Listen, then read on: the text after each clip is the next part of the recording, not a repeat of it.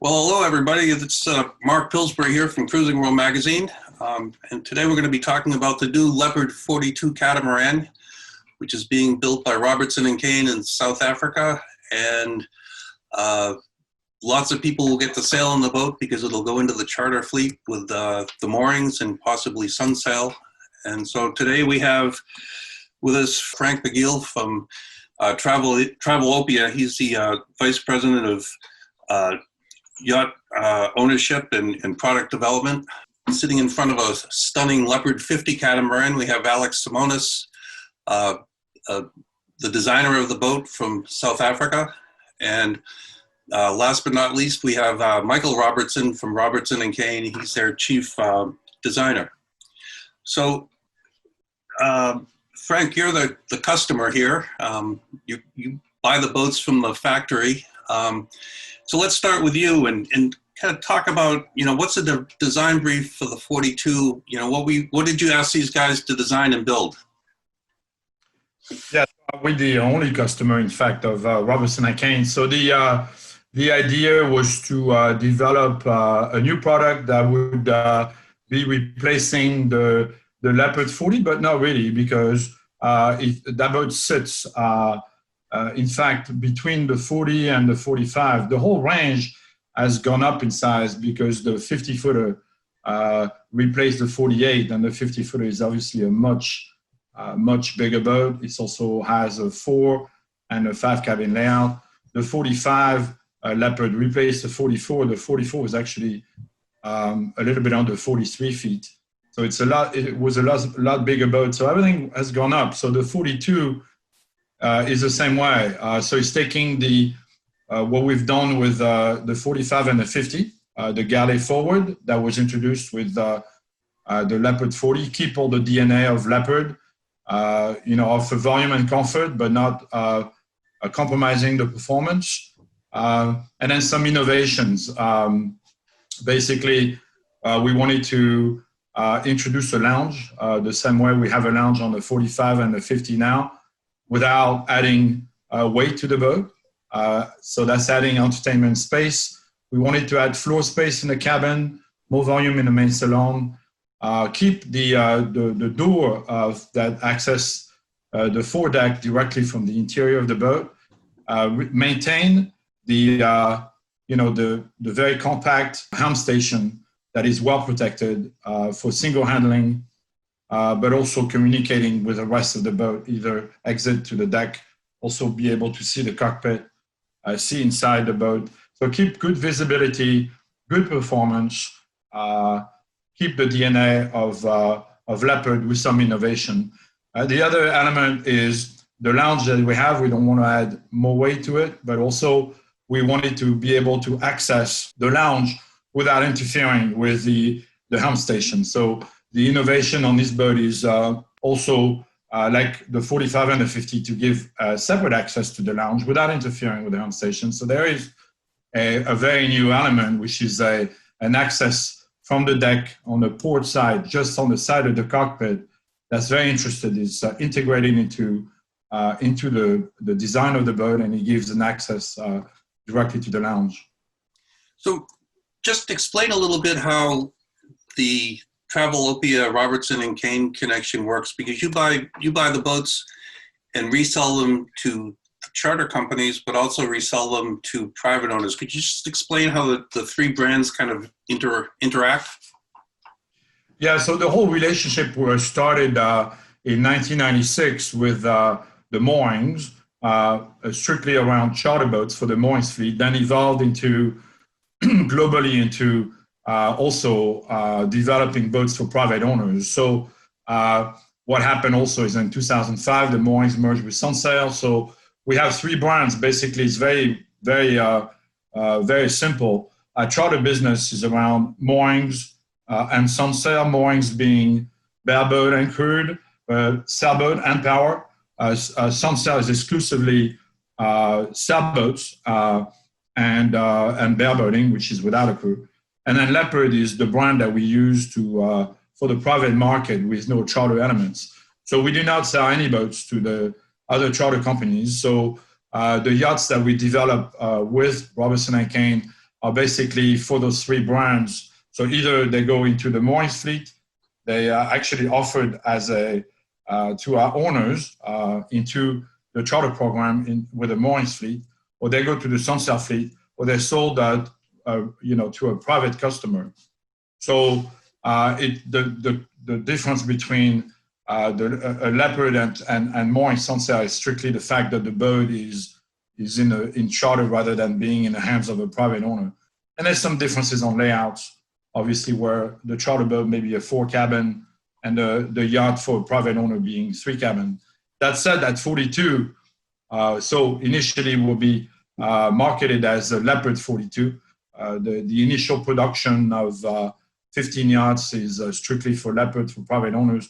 Then we'll introduce the moorings 4200 in the summer. And the difference is the Leopard owners, the private owners, mainly order boats as a 3-cabin, 3-head, which is a difference versus the 40. We have now 3-cabin, 3-head version for Leopard. And then for the moorings, we'll have a 4-cabin, 4-head version, where the Leopard 40 before was a 4-cabin, 2-head version. So Alex, it seems like the Leopard brand has been, of catamaran has been evolving a bit. It started with, I think you guys were sort of revolutionary in coming up with a door going out the front of the saloon into the foredeck. But talk a little bit about what were some of the challenges into getting more windows, more space, more. I mean, it must be an engineering feat to put one of these boats together. Our job as a naval architect is to match the demands with the reality forced upon us by the engineering. And the drive out of the marketing is this open space, to maximize everything, island berth, 360 views, open spaces, level walkthroughs from the cockpit to the saloon. Like, all these items are important, but they pose construction challenges for us. And the beauty of working with a team, like what we're doing with Robertson and Kay and with Moorings or THL, is that I, as a naval architect, can really concentrate on those aspects, those engineering aspects. So I spend a lot of time on seeing, what the requirements are and how we can match that in a structure, which is still light and strong. So that envelope gets pushed with each subsequent model. The spaces have to become bigger, the windows have to become bigger, the whole integration of what the interior means in the boat versus the structure, sort of gets, that envelope gets pushed.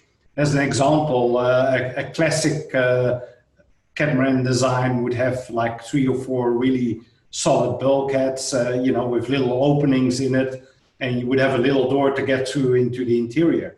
Now it's all open spaces with large sliding doors, and that basically there are no bulkheads anymore. They replaced with ring frames, and these ring frames are, each and every one of them are little feats of engineering because they're far more complex than a bulkhead.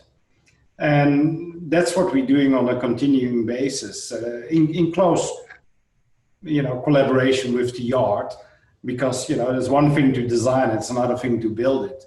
So there's this constant match. Okay, how advanced can you do the engineering, and how can you match that with the production volume which the yard requires? And that's a never-ending process. Each and every time we try to improve on that with each model. So on the 42, what have you done specifically to kind of increase the interior volumes in the hulls and make? So on the 42, we've been mainly concentrating on the new building methods. We're using the resin-infused construction. So the 42 is going to be the first boat out of the factory, which is 100% resin-infused. Okay, I can talk for at least 20 minutes over the advantages of resin infusion, but to put it in a nutshell, what it allows us to do is get a structure which is lighter for its size, and each individual component in the boat we can make more compact, because when we do a resin-infused construction, the glass, the components itself become stronger. So it allows us to work with smaller components, to get the required structural integrity of the boat. So the structure gets pushed more to the background compared to the interior, because we're using a more advanced construction method. Michael, why don't you jump in here and how does this resin infusion, how does that change life in the factory and in the actual construction process? It's got several benefits for our factory. Firstly, obviously, it's known it's a very clean way of manufacturing environmentally, and also just a general workspace. It's also educating our staff, building up more skill, which is definitely everyone's taken a liking to and welcomed the new technology. And also it reduces consumables, less material, as well as less weight. So it's definitely something that's taken off very well in our facility. Cool. We'll get to the boat itself in a second, but Alex, I had one more question for you. You've designed a number of these Leopards, and I'm always amazed that when I go to the boat show and run into you and Frank to see the new model, the new ones look different, but they kind of look the same. So from a designer's standpoint, when you sit down, do you kind of sit down with a blank screen? How do you have the continuity but come up with the new look and feel? It's quite a trick. We don't start with a blank screen. We might have a blank stare at times when certain questions are asked, but no, the design process in general is actually quite a tedious process of small steps, of improvement. For us, we work with an enormous database, and every time when we start with a new design, the question is, okay, what do we want to achieve in a new design, and what have we achieved in the past? If we look at any previous designs, we're quite critical. We say, okay, what worked and what didn't work, and what didn't work, why didn't it work? Well, how can we improve? Or if we have a concept, we say, okay, it's really nice, that worked well, how can we push that further? As a simple example is the space frame structure we use to support the mast. On the very early designs, this was a very simple beam structure which was bolted to a main bulkhead, and taking partly the load of the rigging. And then as the designs progressed, as we were doing newer designs, we started elaborating on that space frame so that it could work more independently of the rest of the structure. And if we come now to this new Leopard 42, there we introduce a sort of composite space frame which works completely independent of the primary glass structure. In other words, like we have two separate components. We got the hull structure, which takes care of keeping the water out of the boat and keeping the interior in and keeping everything in place. And then we got the space frame structure, which is there to take all the rigging and sailing loads and make sure that it dissipates throughout the structure in a uniform way without causing any deformation. And that is a process.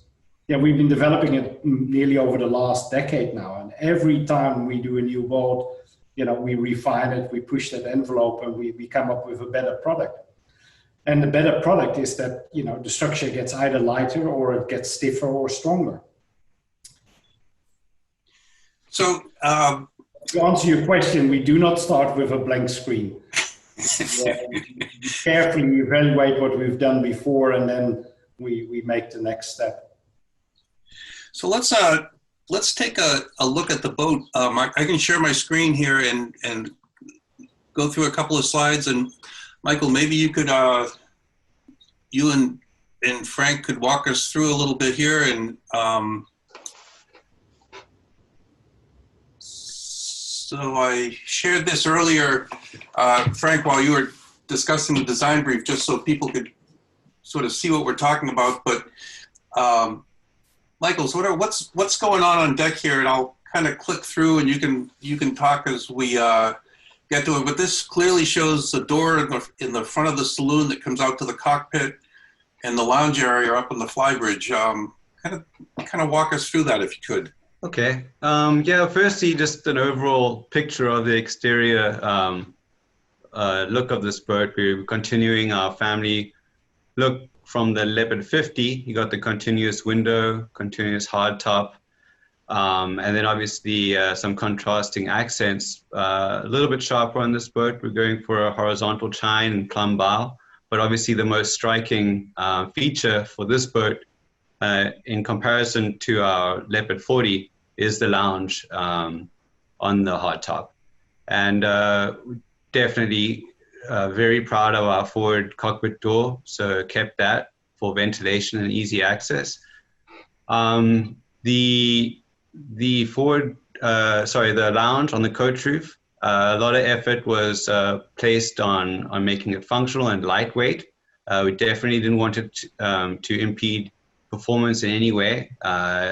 We integrated all the furniture into the actual GRP structure.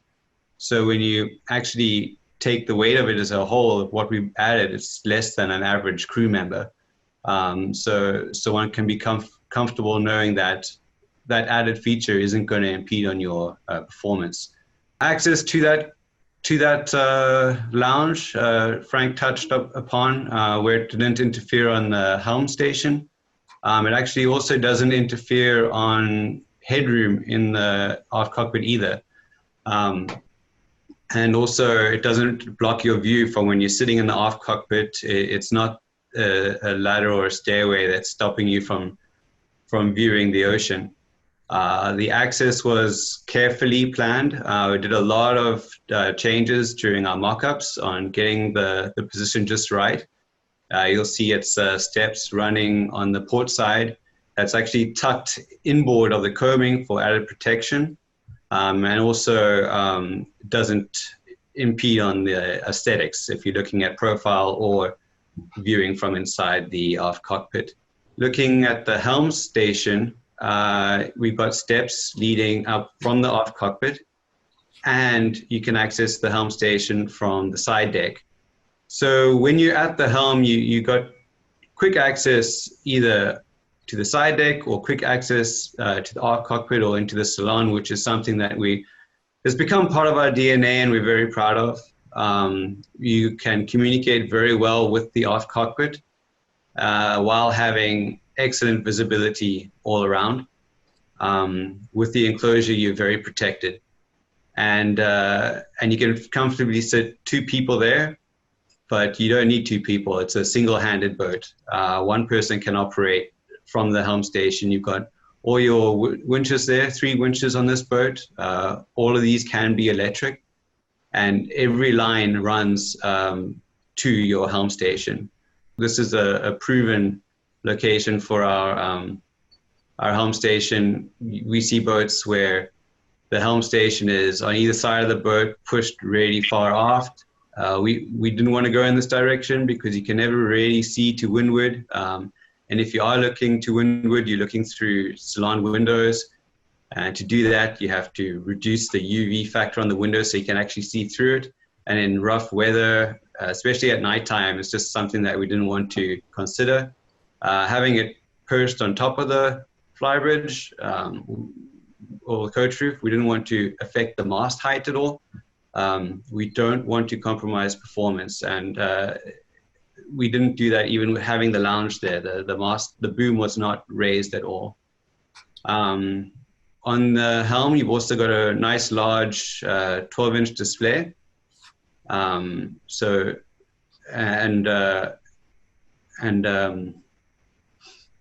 a nice protected GRP hardtop for shade. So we can't really see it in the rendering, but the mainsail control, the Traveler, will that be sort of across the back of the Bimini? It's a bridle system.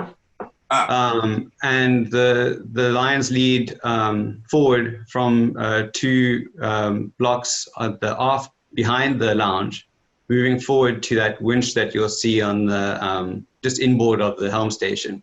So that winch inboard of the the seat is dedicated just to the main bridle system. And will it be a conventional mainsail or a square top main? Standard is a conventional main, but with most Leopard owners, they choose the square top for the added performance. One of the trends in catamarans these days tends to be, you know, the self-tacking jib. Sometimes the boats feel a little underpowered when you're going downwind. You guys seem to have pretty much stuck with a fairly traditional Genoa. Any options for a sprit for off the wind sails? Well, you know, there's a very good reason we try to stay away from the self-tacking jib, because, you know, like these boats, they need a lot of power in order to drive, especially in lighter conditions. And if you go for a self-tacking jib, you miss the slot effect. You have no overlap, and you know that you give up a lot of power for a given sail area, for a given sail plan. So what we got here with, you know, I like to refer to it as not a self-tacking jib, but a short-tacking jib. And the advantage is that, you know, we keep a small overlap, and that gives, that small overlap is sufficient to give that extra power, what you get out of a classic type of Genoa setup. And I think it's important because it makes for a better balance between the mainsail and the jib. And because the overlap isn't that big, it makes the tacking fairly easy. You know, these latest generation cats, they, you know, the 50 showed it as well. They pretty much can go easy to attack without backwinding the sail. So you can tack these boats pretty much like you would tack a monohull. You know, as you go into it, you can release the sheet. You don't need to backwind it, and then as you turn through the wind, you can already start pulling it in by hand. So because there's not a lot of length to pull on the sheet, it makes it really very easy. So I think the trade-off of the ease of having a self-tacking jib versus the loss in power is simply not worth it. You know, to compensate that, you need to put a bigger rig on the boat. And if you put a bigger rig on the boat, then you know, you put more weight aloft, and that translates straight away into more pitching motion, which makes for a much more uncomfortable boat. So we think this is simply a better solution. You know, it gives better sea motion, it gives better performance, and you know, once you got the hang of it with a short tacking jib, it is just as easy as a self-tacking jib. Thanks. So let's share the screen again and take a quick run through the interior, because that's where obviously a lot of the design takes place and where a lot of the living takes place. And let me just pull this up here. So I don't know, Frank, Michael, we're in the saloon right now. Kind of talk about what's going on. Okay, well, we've stuck with our forward-facing galley, and from this view, you can obviously see a nice nav desk. That nav desk can fit a 12-inch display as an option. What you see here is the dining table that comes standard with the boat. Can also drop down, become a bunk, but we also offer an option for private owners to replace that fixed table with maybe more of a stylish Ottoman-style coffee table, a loose table that can be moved around, and just create more space in the salon. We have a TV that's optional, that is on a swivel arm where you can actually watch it from inside the aft cockpit if you wanted to. The focus was just storage, liveaboard. A lot of it was driven by charter. They've obviously got loads of provisions that everything needs a place. We spend a lot of time we actually have everything in our design office, and we make sure that it fits. But we also wanted to offer more. This galley you see is a U-shaped galley, opposed to the Leopard 40, which was just a L-shape. Going to a U-shape offered more storage, but also offered more flexibility in terms of appliances. We're now able to add an ice maker, a fridge, a dishwasher, or additional freezer without impeding on the storage. The skylight that you see there, we've had it on previous models, just not on the Leopard 40. You have a blind there to shut it off if you want to darken the area. Lots of windows, added windows aft, and the biggest departure from most of our sailboat range, when you look at this, is our interior colors.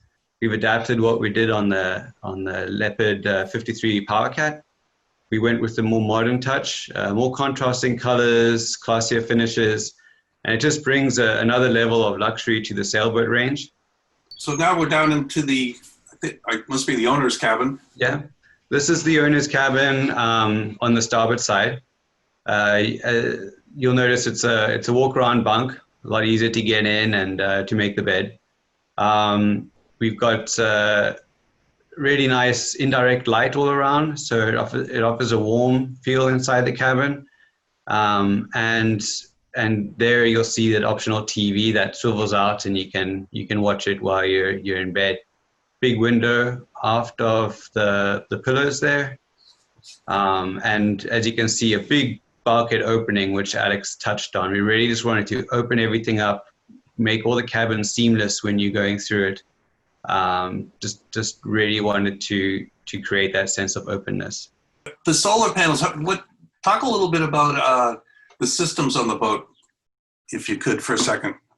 Sure. Well, what we've done is we focused on just improving on a reliable, efficient system that can run on a 6 kilowatt genset. The boat does come with 4 210 amp hour batteries, but they can be upgraded to AGM and then even replaced with lithium.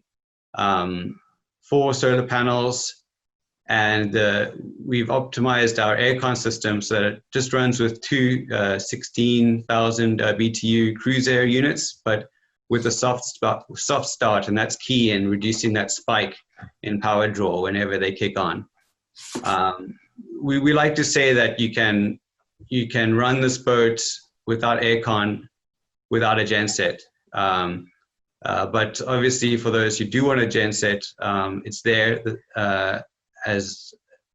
obviously as a need for the aircon, but also if you want to upgrade, you can go to a 9 kilowatt as well. So what we try and do is just have a simple, reliable, bulletproof system. In terms of other systems on the Leopard 42, we've gone for the digital monitoring and the optional digital switches, which we've been offering on the other models, just not on the Leopard 40. The standard digital monitoring, you can take your MDF and you can monitor your battery levels, your fuel, water, engine controls, and of course also from a tablet or a smartphone with the app. But then you also have the optional digital switching where you can control all the lighting. The aircon units, we've gone for a quieter, not just more efficient, but also a quieter system where we're now using the sound covers. It reduces the sound by up to 50%. So that's a nice change. But I think the one factor that we haven't featured on any other sailboats now being on the 42 is the augmented reality system from Raymarine. This is a system where your chart plotter can display a view from a forward-facing camera and actually integrate it with the chart plotter. Frank, we've heard about the design of the boat and the construction and the taking a little walk through. Talk a little bit about how you think the boats will be equipped for the charter market. I know you have a package that when you buy a boat to put into charter, it comes kind of with a standard equipment. Talk a little bit about that. Sure. So the Moorings 4200 is basically the initial package. Like I said, the first run of 15 yachts is all Leopard, and then we'll start building moorings boats in the summer of 21 for the Caribbean season 2021-2022. So basically for Christmas, New Year's of 21. The 4200 moorings, today, people always picture the charter boat as pretty simple. In fact, our charter boats very often are better equipped than private boats. So we have a package with all the electronics, the refrigeration, additional fridge in the cockpit, in the aft cockpit, important for the sun. We have a ham station protection. There's generator, there's air conditioning, there's inverter. We even have a water maker now, standard on those moorings packages. So it's very complete, charter ready. Obviously on the charter boat, we also have all the charter gear, cruising gear, all the safety gear, life raft. So it's a very, very complete package. And as far as the Leopard private owner version, what are you thinking are going to be the more popular options that you'd expect to be putting on the boat at the factory?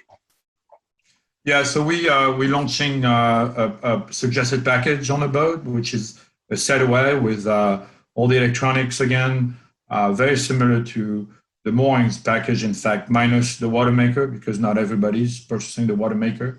So we include gen, air, etc. The most popular options are, obviously most people take the complete electronics. They upgrade the screen to a 12-inch. Everybody upgrades batteries to gel batteries, additional batteries, inverter. Certainly aircon, particularly in the US market. In Europe, sometimes people don't add the air conditioning. Generator is taken almost every time, just because Michael explained, it's still very complicated today to run aircon out of just a battery bank. The lithium package, obviously, is becoming more and more popular. Some customers take it from the factory. They also look at different aftermarket solutions, but that's becoming more popular. It's not cheap, but certainly allows somebody at the anchor not to start the genset as much and store more energy via alternative source like solar energy. Otherwise, a lot of people take the bowsprit with the code 0, which is a very nice sail that works up to 60-degree upwind, but also works well downwind. So yeah, that's it. So that usually our customers are quite knowledgeable. They take a lot of options for Leopard. A lot of them live aboard. Certainly, most of them do some offshore sailing and passages with their boats. So they tend to add a lot of options to them. Yes. So what would you figure a well-equipped, not over the top, but a well-equipped Leopard delivered to the East Coast U.S., what do you figure the price range will be? Well, we launched yesterday. So in fact, we had a kind of a pre-launch with some customers. So we sold actually 2 boats just from the renderings that you just showed on the screen. So the suggested package, which is a very complete sail away for Leopard, is $619,000. That's very well equipped with all the options I was talking about, including generator, air conditioning delivered to the east coast of Florida. The moorings 4200 has on top the water maker. All the charter gear is $649,000, charter ready, delivered to the Caribbean.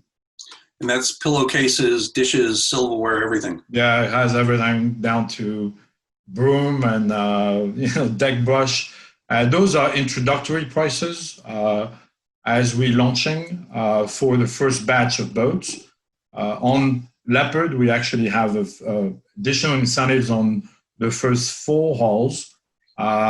Then once we enter full production, will be sometimes next year, there will be a price change. I know the whole COVID crisis has slowed the project down just a little bit. When do you anticipate hull number 1 to splash? So So there's several stages in the launch of a new model. Hull number one will be launched in October, and there is an initial testing phase that takes place at the factory, by the factory, in a very confidential manner, if you like. And then there is a second phase of testing where we get involved. Myself, there's Ant Whiting, our technical director, that is based in Tortola at the Moorings and Sansa base. And then we conduct those testing in Cape Town, which is a validation of the work that we've been doing for the past 18 months.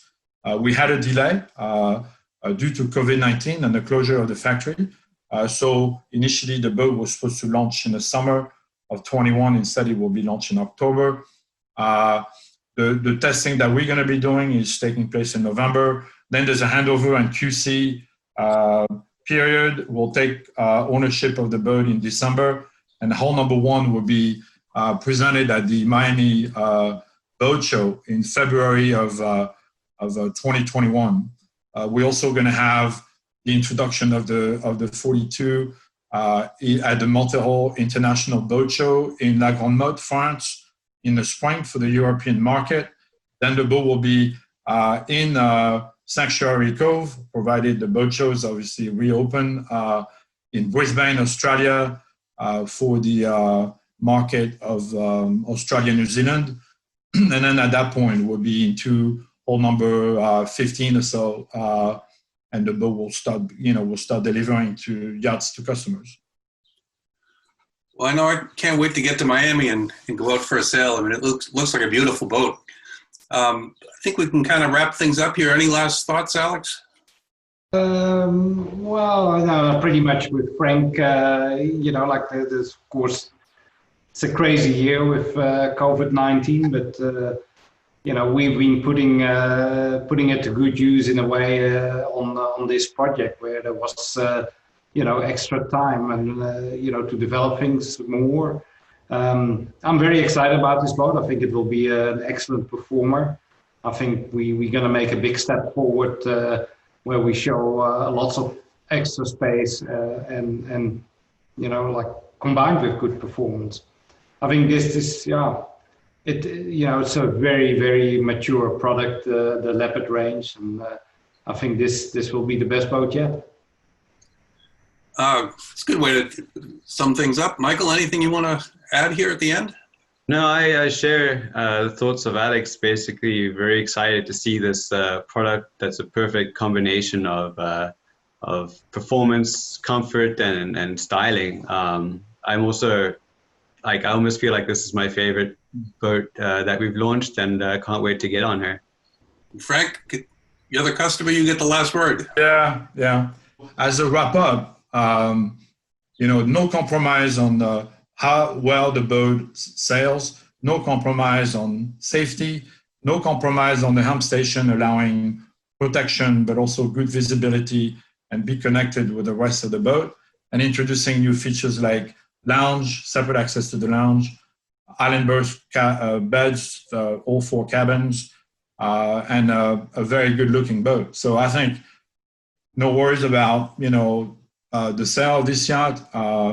And it's in its current environment, I think it was important, even though we all got affected by the COVID-19, to still introduce new product in this environment and keep pushing on product development. We had more time, the team had more time to work on it.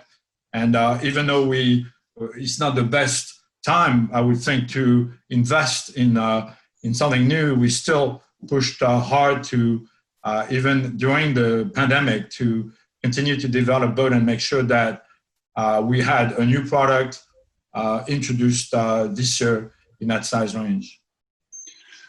Well, good work all around, guys. Look forward to it. And thanks for this little sneak preview of the 42. For Cruising World, this is Mark Pillsbury. See you at the boat show.